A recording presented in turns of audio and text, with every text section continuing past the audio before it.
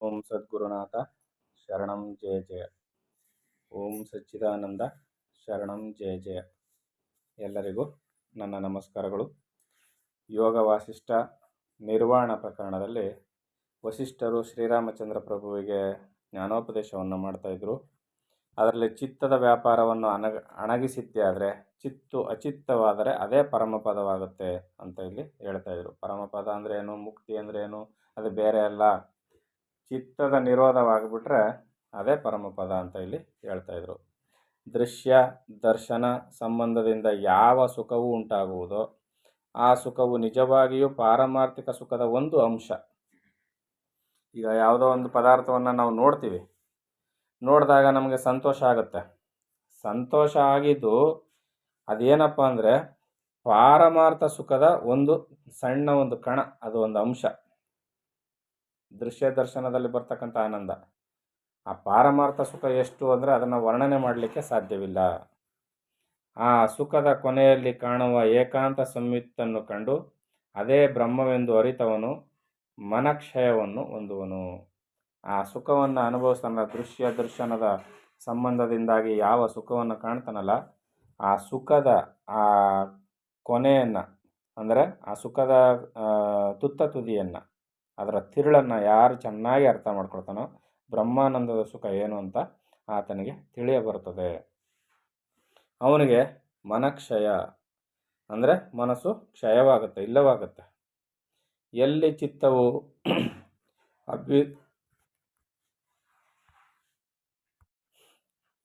ಚಿತ್ತವು ಅಭ್ಯುದಿತವಾಗಿರುವುದಿಲ್ಲವೋ ಅಂದರೆ ವ್ಯಾಪಾರ ಮಾಡುವುದಿಲ್ಲವೋ ಅದೇ ತತ್ ಸುಖವು. ತತ್ವಜ್ಞಾನದ ಸುಖ ಅಂದ್ರೇನು, ತತ್ವಜ್ಞಾನದ ಸುಖ ಅಂದ್ರೇನು, ಆತ್ಮಜ್ಞಾನದ ಸುಖ ಅಂದ್ರೇನು ಅಂತ ಅನೇಕ ವಿಧದಲ್ಲಿ ನಾವು ಚಿಂತನೆಯನ್ನು ಮಾಡ್ತಾ ಇರ್ತೀವಿ. ಅನೇಕವಾದ ರೀತಿಯಲ್ಲಿ ಹುಡುಕಾಟವನ್ನು ಮಾಡ್ತಾ ಇರ್ತೀವಿ. ಇಲ್ಲೇನು ಹೇಳ್ತಾ ಇದ್ದಾರೆ, ಎಲ್ಲಿ ಚಿತ್ತವು ಅಭ್ಯುದಿತವಾಗಿರುವುದಿಲ್ಲವೋ ಅಂದರೆ ಮನಸ್ಸು ಎಲ್ಲಿ ವ್ಯಾಪಾರವನ್ನು ಮಾಡುವುದಿಲ್ಲವೋ, ಮನಸ್ಸು ತಟಸ್ಥವಾಗಿ ನಿಂತು ಬಿಡ್ತದೋ ಅದೇ ತತ್ಸುಖವು, ಅದೇ ಆತ್ಮಜ್ಞಾನದ ಸುಖ, ತತ್ವಜ್ಞಾನದ ಸುಖ. ಅದೇ ಅಕೃತ್ರಿಮವಾದ ಬ್ರಹ್ಮಾನಂದವು. ಕೃತ್ರಿಮ ಅಂದರೆ ಇಲ್ಲಿ ಈ ಬೋನಲ್ಲಿ ಸಿಂಹವನ್ನು ಕೂಡ ಹಾಕಿರ್ತಾರೆ. ಒಂದು ದೊಡ್ಡದಾದ ಒಂದು ಕಬ್ಬಿಣದಿಂದ ಸಲಾಕೆಗಳಿಂದ ಮಾಡಿರ್ತಕ್ಕಂಥ ಒಂದು ದೊಡ್ಡ ಪಂಜರ, ಅದರಲ್ಲಿ ಒಂದು ದೊಡ್ಡ ಸಿಂಹ ಇರ್ತದೆ. ಆ ಸಿಂಹವನ್ನು ಜನರಿಗೆ ಒಂದು ಮ್ಯಾಜಿಕ್ ತೋರಿಸೋ ಥರ, ಹಿಂದಿನ ಕಾಲದಲ್ಲಿ, ಈಗೇನು ಒರಿಜಿನಲ್ ಸಿಂಹಗಳನ್ನೇ ತರ್ತಾರೆ ಬಿಡಿ, ಹಿಂದಿನ ಕಾಲದಲ್ಲಿ ಇದ್ದದ್ದು ಒಂದು ದೊಡ್ಡ ಸಿಂಹ ಇರ್ತದೆ. ಆ ಸಿಂಹವನ್ನು ಆಟ ಆಡಿಸುವವನು ಕಬ್ಬಿಣದ ಸಲಾಕೆ ಒಂದಕ್ಕೆ ಮಾಂಸದ ತುಂಡನ್ನು ಕಟ್ಕೊಂಡು ಆ ಮಾಂಸದ ತುಂಡನ್ನು ಎಲ್ಲೆಲ್ಲಿ ತೋರಿಸ್ತಾನೆ, ಸಿಂಹ ಅವನು ಹೋದ ಜಾಗಕ್ಕೆಲ್ಲ ಅವನ ಕಡೆ ಮುಖ ಮಾಡಿ ತಿರುಗ್ತಾ ಇರ್ತದೆ. ಆದರೆ ನಿಜವಾಗಿಯೂ ಆ ಸಿಂಹ ಇವನು ತೋರಿಸುವ ಮಾಂಸದ ತುಂಡಿನ ಆಸೆಗಾಗಿ ತಿರುಗ್ತಾ ಇರೋದಿಲ್ಲ, ಅದು ಕೃತ್ರಿಮ ಸಿಂಹ. ಅಂದರೆ ಒಳಗೆ ಅಯಸ್ಕಾಂತದಿಂದ ಮಾಡಿರ್ತಕ್ಕಂಥ ಆ ಒಂದು ಕಬ್ಬಿಣ ಮತ್ತು ಅಯಸ್ಕಾಂತದ ಸಮ್ಮಿಳಿತದಿಂದಾಗಿ ಈತ ಮಾಂಸದ ತುಂಡು ಸಿಕ್ಕಿಸ್ಕೊಂಡಿರ್ತಕ್ಕಂಥ ಸರಳು ಕೂಡ ಅಯಸ್ಕಾಂತ ಮತ್ತು ಕಬ್ಬಿಣದ ಸಂಬಂಧದಿಂದ ಮಾಡಿರ್ತಕ್ಕಂಥ ವಸ್ತು. ಮೇಲ್ ನೋಡೋವರೆಗೆ ಇದು ಮಾಂಸದ ತುಂಡು, ಅದು ಸಿಂಹ ಅಂತ ಕಾಣ್ತಾ ಇರ್ತದೆ. ಅಲ್ಲಿ ಕಬ್ಬಿಣ ಮತ್ತು ಅಯಸ್ಕಾಂತ ಒಳಗೆ ವ್ಯಾಪಾರ ಮಾಡ್ತಾ ಇರ್ತದೆ.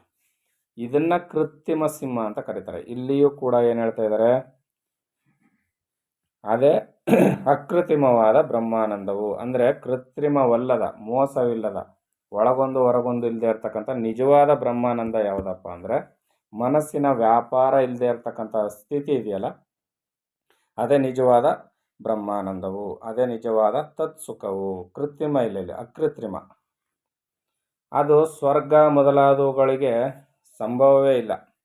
ಮರುಭೂಮಿಯಲ್ಲಿ ಹಿಮಗ್ರಹವು ಇರುವುದೇನು? ಹಿಮದ ಗ್ರಹ, ಮಂಜುಗಡ್ಡೆಯಿಂದ ಆಗಿರ್ತಕ್ಕಂಥ ಮನೆ, ಅದು ಶೀತ ಪ್ರದೇಶದಲ್ಲಿ ಮಾತ್ರ ಒಂದು ಗುಹೆ ಆಕಾರದಲ್ಲಿ ನಿರ್ಮಾಣಗೊಳ್ಳುತ್ತೆ.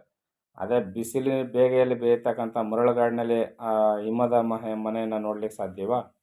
ಈ ರೀತಿಯಲ್ಲಿ ಆ ನಿಜವಾದ ಆನಂದ ಇರ್ತಕ್ಕಂಥದ್ದು ಚಿದ್ವ್ಯಾಪಾರ ಇಲ್ಲದೇ ಇದ್ದಾಗ, ತತ್ವಸುಖ, ನಿಜವಾದ ತತ್ವಸುಖ ಇರುವುದೆಲ್ಲಿ? ಮನಸ್ಸಿನ ವ್ಯಾಪಾರ ಇಲ್ಲದೇ ಇರುವ ಕಡೆ ಮಾತ್ರ ಅದು ಇರ್ತಕ್ಕಂಥದ್ದು. ಚಿತ್ತವು ಉಪಶಮನವಾದರೆ ಲಭಿಸುವ ಸುಖವು ಮಾತಿನಿಂದ ಹೇಳುವುದಕ್ಕೆ ಆಗುವುದಿಲ್ಲ.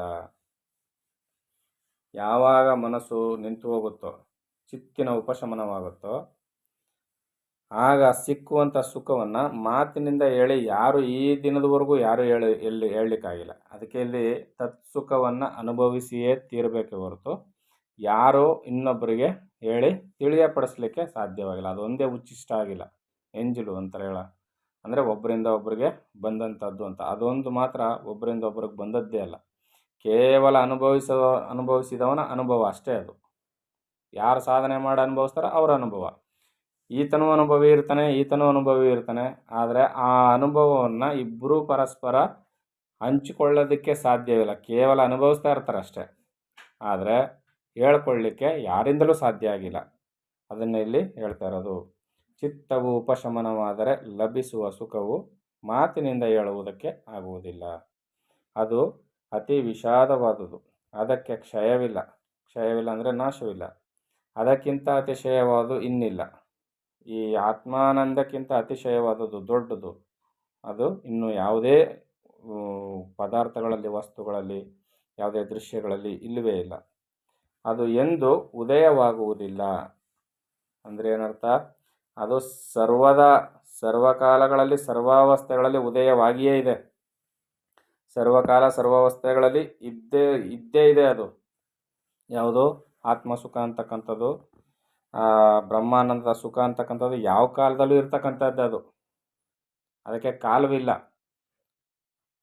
ತ್ರಿಕಾಲಗಳಲ್ಲಿ ಭೂತ ಭವಿಷ್ಯತ್ ವರ್ತಮಾನ ಆಗ್ಬೋದು, ಹಗಲು ರಾತ್ರಿ ಮಧ್ಯಾಹ್ನ ಆಗ್ಬೋದು, ಯಾವ ಕಾಲಗಳಲ್ಲಿ ಆಗ್ಬೋದು.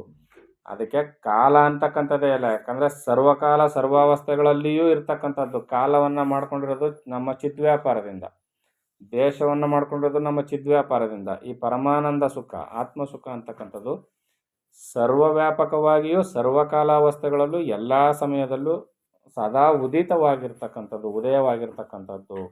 ಮತ್ತು ನಮ್ಗೆ ಯಾಕೆ ಅದು ಕಾಣಿಸ್ತಾ ಇಲ್ಲ ಅಂತ ಅಂದರೆ, ನಾವು ಚಿತ್ತಿನ ವ್ಯಾಪಾರದಿಂದಾಗಿ ನಾವೇನು ಮಾಡ್ತೀವಿ? ಮಾಯೆಗೆ ಒಳಗೂಡಿಕೊಂಡು ನಾವು ಕಷ್ಟ ಕಾರ್ಪಣ್ಯಗಳಲ್ಲಿ ಓಡಾಡ್ತಾ ಇದ್ದೀವಿ. ಅದರಿಂದ ಈ ತತ್ಸುಖ ನಮಗೆ ಅರ್ಥ ಆಗ್ತಾ ಇಲ್ಲ. ಆದರೆ ಈ ತತ್ಸುಖವು ಎಂದಿಗೂ ನಾಶವಾಗುವಂಥದ್ದು ಅಲ್ಲ ಅಂತ ಇಲ್ಲಿ ಗುರುಗಳು ಹೇಳ್ತಾ ಇದ್ದಾರೆ. ಮತ್ತೆ ಮುಂದುವರೆದು ಹೇಳ್ತಾರೆ, ಸದ್ಬೋಧದಿಂದ ಚಿತ್ತವು ಕೊನೆಗಾಣುವುದು. ಸದ್ಬೋಧದಿಂದ ಅಂದರೆ ನಿಜವಾದ ಆತ್ಮತತ್ವದ ಬೋಧನೆಯಿಂದಾಗಿ ಚಿತ್ತವು ಕೊನೆಗಾಣುವುದು. ದುರ್ಬೋಧದಿಂದ ಚಿತ್ತವು ತಾನೇ ತಾನಾಗುವುದು. ಈ ಚಿತ್ತವು ತಾನೇ ತಾನಾಗುವುದು ಬಹಳ ಕಷ್ಟಕರವಾದದ್ದು. ದುರ್ಬೋಧನೆಯಿಂದ ಇವೆಲ್ಲ ನಡೀತದೆ. ಕೆಟ್ಟದಾಗಿ ವಿಚಾರವನ್ನು ತಿಳಿಸಿಕೊಟ್ಟಿದ್ದೆ ಆದರೆ ಆ ಕೆಟ್ಟ ವಿಚಾರದಿಂದ ಏನಾಗುತ್ತೆ? ಒಂದಕ್ಕೊಂದು ಜೋಡಣೆ ಮಾಡಿಕೊಂಡು ಜಗತ್ತು ಜಾಸ್ತಿ ಆಗುತ್ತೆ, ಹೆಚ್ಚಾಗುತ್ತೆ. ಇದರಿಂದ ದುಃಖವೇ ಜಾಸ್ತಿ ಆಗುತ್ತೆ. ಸದ್ಬೋಧನೆಯಿಂದ ಚಿತ್ತವು ಕೊನೆಗಾಣುವುದು. ನಿಜವಾದ ಆತ್ಮಜ್ಞಾನದ ವಿಚಾರವನ್ನು ಸರಿಯಾಗಿ ತಿಳಿಸಿಕೊಟ್ಟಿದ್ದೆ ಆದರೆ ಚಿತ್ತದ ವ್ಯಾಪಾರ ಅಣಗಿ ಹೋಗುತ್ತೆ, ಮನಸ್ಸು ಇಲ್ಲವಾಗುತ್ತೆ. ಆಗ ಬಾಲಕನಿಗೆ ಹಿಡಿದ ಬೇತಾಳದ ಭ್ರಾಂತಿಯಂತೆ ಮೋಹವು ಘನವಾಗಿ ತಾನೇ ತಾನಾಗುವುದು. ಯಾವಾಗ? ಚಿತ್ತವು ತಾನೇ ತಾನಾಗೋದು ಯಾವಾಗ? ದುರ್ಬೋಧದಿಂದ. ಆಗೇನಾಗುತ್ತೆ? ಬೇತಾಳ, ಚಿಕ್ಕ ಹುಡುಗರಿಗೆ ಆ ರೂಮ್ನಲ್ಲಿ ಗುಮ್ಮ ಇದೆ ಅಂತ ಹೇಳ್ತೀವಲ್ಲ, ಅಲ್ಲಿ ದೆವ್ವ ಇದೆ, ಹೋಗ್ಬೇಡ ಅಂತ ಹೇಳ್ತೀವಲ್ಲ, ಈ ರೀತಿಯಲ್ಲಿ ದುರ್ಬೋಧನೆಯಿಂದ ಏನಾಗುತ್ತೆ? ಚಿತ್ತದ ವ್ಯಾಪಾರ ಜಾಸ್ತಿ ಆಗುತ್ತೆ. ಚಿತ್ತದ ವ್ಯಾಪಾರ ಜಾಸ್ತಿ ಆದಾಗ ಏನಾಗುತ್ತೆ? ಮೋಹ ತನ್ನಿಂದ ತಾನೇ ಘನವಾಗ್ತಾ ಹೋಗುತ್ತೆ. ಮೋಹ ತನ್ನಿಂದ ತಾನೇ ಘನವಾಗ್ತಾ ಹೋಗುತ್ತೆ. ಮೋಹ ಘನವಾಯಿತು ಅಂದರೆ ಏನಾಗುತ್ತೆ? ಜಗದ್ವ್ಯಾಪಾರ ತನ್ನಿಂದ ತಾನೇ ಪ್ರಬಲವಾಗಿ ದುಃಖದ ಮುಡುವಿನಲ್ಲಿ ನಾವೆಲ್ಲ ಬೀಳ್ತೀವಿ. ಜ್ಞಾನಿಯ ಚಿತ್ತವು ಚಿತ್ತವೆನಿಸಿಕೊಳ್ಳುವುದಿಲ್ಲ. ಜ್ಞಾನಿಗೆ ಮನಸ್ಸಿರೋದಿಲ್ವ ಹಂಗಾದ್ರೆ? ಅಂದರೆ ಇರ್ತದೆ, ಅದು ಮನಸ್ಸು ಅನ್ನಿಸ್ಕೊಳ್ಳೋದಿಲ್ಲ. ಜ್ಞಾನಿಯ ಚಿತ್ತವು ಸತ್ವ ಎನ್ನಿಸಿಕೊಳ್ಳುವುದು. ನೋಡಿ ಏನು ಹೇಳ್ತಾ ಇದ್ದಾರೆ ಈಗ. ಜ್ಞಾನಿಗೂ ಮನಸ್ಸಿರ್ತದೆ, ಆದರೆ ಅದು ಪರಿವರ್ತನೆಯನ್ನು ಪಡೆದಿರ್ತದೆ. ಅದು ಚಿತ್ತವು ಸತ್ವ ಎನ್ನಿಸಿಕೊಳ್ಳುವುದು. ಆ ಜ್ಞಾನಿ ಚಿತ್ತವು ಸ್ವರ್ಣವಾದ ತಾಮ್ರದಂತೆ ನಾಮದಲ್ಲೂ ಅರ್ಥದಲ್ಲೂ ಬೇರೆಯೇ ಆಗುವುದು. ಇದು ಜ್ಞಾನಿಯ ಚಿತ್ತದ ವರ್ಣನೆ. ಆ ಜ್ಞಾನಿಯು ಭ್ರಾಂತಿಯು ಬೋಧದಿಂದ ಶಾಂತವಾಗುವುದು. ಆ ಜ್ಞಾನಿಯ ಭ್ರಾಂತಿ ಏನಾಗುತ್ತೆ? ಬೋಧನೆಯಿಂದ ಶಾಂತವಾಗಿ ಹೋಗಿರ್ತದೆ. ಭ್ರಾಂತಿಯು ನಾಶವಾಗಲು ಚಿತ್ತತ್ವವು ಇರುವುದೇ ಇಲ್ಲ. ಒಂದು ವೇಳೆ ಚಿತ್ತವು ಪ್ರತ್ಯೇಕವಾಗಿ ಇದ್ದಿದ್ದರೆ ಸತ್ಪದಾರ್ಥವು ನಾಶವಾಗುವುದಿಲ್ಲ ಎಂಬ ನ್ಯಾಯದಿಂದ ಅದಕ್ಕೆ ಹಾನಿಯೇ ಬರುತ್ತಿರಲಿಲ್ಲ. ಆದ್ದರಿಂದ ಚಿತ್ತವೆಂಬುದೊಂದು ಪ್ರತ್ಯೇಕವಾಗಿ ಇಲ್ಲ. ಸ್ವತಂತ್ರವಾಗಿ ಇಲ್ಲದೆ ವಿಕಲ್ಪದಿಂದ ಇದ್ದಂತೆ ತೋರುವ ಮೊಲದ ಕೊಂಬಿನಂತೆ. ಮೊಲಕ್ಕೆ ಕೊಂಬಿರೋದಿಲ್ಲ ಸ್ವತಂತ್ರವಾಗಿ, ಆದರೆ ವಿಕಲ್ಪದಿಂದ ಏನಾಗುತ್ತೆ, ಮೊಲಕ್ಕೆ ಕೊಂಬಿರುವಂತೆ ನಮಗೆ ಕಾಣಿಸ್ತದೆ. ಈ ಚಿತ್ತವು ಅಸತ್ತವಾಗಿದ್ದರೂ ಸತ್ಯೆಂಬ ಭ್ರಾಂತಿಯನ್ನು ಹುಟ್ಟಿಸುವುದು. ಆತ್ಮವಲ್ಲದೆ ಇನ್ನೇನೂ ಇಲ್ಲವಾಗಿ ಇರುವುದೆಲ್ಲ ಆತ್ಮನೇ, ಆತ್ಮನಿಂದಲೇ ಬರಬೇಕು. ಆದ್ದರಿಂದ ಆತ್ಮಜ್ಞಾನವಾಗುತ್ತಲೂ ಮಿಕ್ಕ ಭ್ರಾಂತಿಗಳೆಲ್ಲವೂ ಅಳಿದು ಹೋಗುವುವು. ಜ್ಞಾನಿಯ ಚಿತ್ತವಾದ ಸತ್ವವಾದ ಮೇಲೆ ಕೆಲವು ಕಾಲ ಜಗತ್ತಿನಲ್ಲಿ ವಿಹರಿಸುತ್ತಾ ತುರ್ಯಾವಸ್ಥೆಯಲ್ಲಿದ್ದು ಅನಂತರ ತುರ್ಯಾತೀತವಾಗುವುದು. ಜ್ಞಾನಿಯ ಚಿತ್ತು ಈ ರೀತಿಯಲ್ಲಿ ಆತ್ಮಜ್ಞಾನವನ್ನು ಪಡೆದ ನಂತರ ಅದು ಶುದ್ಧ ಸತ್ವವಾಗುತ್ತೆ. ತುರ್ಯಾವಸ್ಥೆಯಲ್ಲಿ ಸ್ವಲ್ಪ ಕಾಲ ಇದ್ದು ಕೊನೆಗೇನಾಗುತ್ತೆ, ಅದು ತುರ್ಯಾತೀತ ಅವಸ್ಥೆಗೆ ಬದಲಾಗಿ ಬಿಡ್ತದೆ. ಬ್ರಹ್ಮವು ತಾನೊಂದೇ ಆಗಿದ್ದರೂ ಅನಂತಗಳಾದ ಬ್ರಹ್ಮಾಂಡಗಳ ರೂಪವಾಗಿ ತೋರುತ್ತಾ ಭ್ರಾಂತಿ ವಿಭ್ರಾಂತಿಗಳನ್ನು ಕಲ್ಪಿಸುತ್ತಾ ನಾನಾ ರೂಪವಾಗಿ ತೋರುವುದು. ಬ್ರಹ್ಮವು ಇರುವುದು. ಬ್ರಹ್ಮವು ಸರ್ವಾತ್ಮವಾದುದರಿಂದ ಅದಲ್ಲದೆ ಇನ್ನೊಂದೂ ಇರುವ ಸಂಭವವೇ ಇಲ್ಲ. ಆದ್ದರಿಂದ ಚಿತ್ತ ಮೊದಲಾದವೂ ಇಲ್ಲ, ಇರುವಂತೆ ಕಾಣುವವಲ್ಲ ಎಂದರೆ ಹೃದಯದಲ್ಲಿ ಭಾವನಾ ಮಾತ್ರದಿಂದ ಕಾಣುವ ಕಥಾ ಸನ್ನಿವೇಶಗಳಲ್ಲಿ ಅವು ಮಾಯೆಯೇ.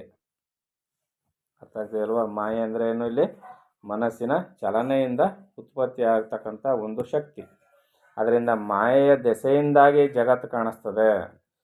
ಅದರಿಂದ ಇಲ್ಲಿ ಮಾಯೆಯನ್ನು ಹಿಡಿದಿಟ್ಟರೆ, ಆದರೆ ಚಿತ್ತವನ್ನು ಹಿಡಿದ್ರೆ ಮಾಯೆ ಇಲ್ಲವಾಗುತ್ತೆ, ಬ್ರಹ್ಮಾನಂದದ ಅನುಭವ ಆಗುತ್ತೆ ಅಂತ ಇಲ್ಲಿ ಗುರುಗಳು ಹೇಳ್ತಾ ಇದ್ದಾರೆ. ಇನ್ನು ಮುಂದಿನ ಆಡಿಯೋದಲ್ಲಿ ನೋಡೋಣ ಏನು ಹೇಳ್ತಾರೆ ಅಂತ. ಎಲ್ಲರಿಗೂ ಒಳ್ಳೆಯದಾಗಲಿ. ಓಂ ಸದ್ಗುರುನಾಥ ಶರಣಂ ಜಯ ಜಯ. ಓಂ ಸಚ್ಚಿದಾನಂದ ಶರಣಂ ಜಯ ಜಯ. ಹರಿ ಓಂ ತತ್ಸತ್. ಹರಿ ಓಂ ತತ್ಸತ್. ಹರಿ ಓಂ ತತ್ಸತ್.